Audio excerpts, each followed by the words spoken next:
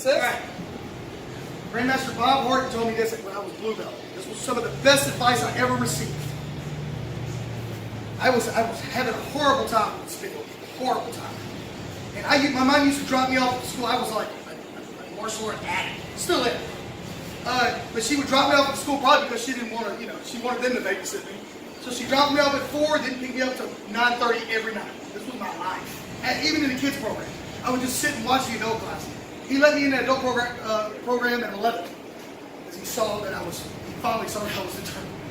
So at blue belt, I'll never forget it. I wasn't getting it wrong fast enough. This is what he told me. Grandmaster Horton has one arm really. His right arm is he had polio as a child.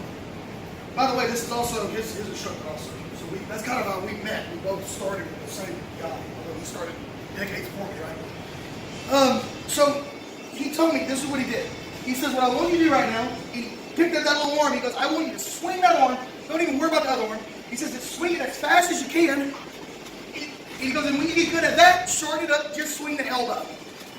When you get good at that, shorten it up, just swing the hip. Does that make sense? Yes, sir. So velocity is important. When you learn to cheat the velocity, that's when you be able to pull it off. Does that make sense? Yes, sir. There you go. So at first, do it slow. I like to teach this from first is trying to hit his whiskers. Just do it. All right. You don't need to get that close.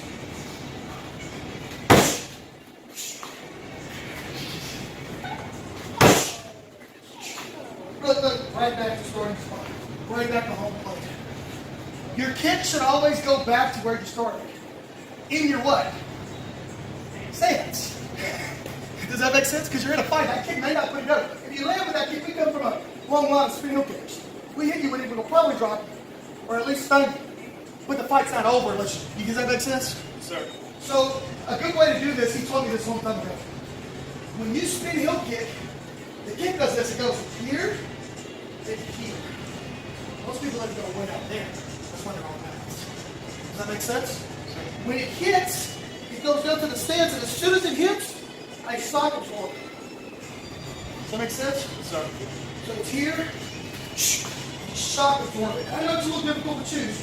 That's another reason why the jump's important.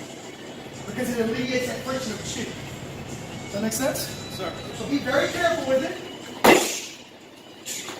All right, here we go. Don't care if you fall. Don't worry about not hitting the target. Just throw it.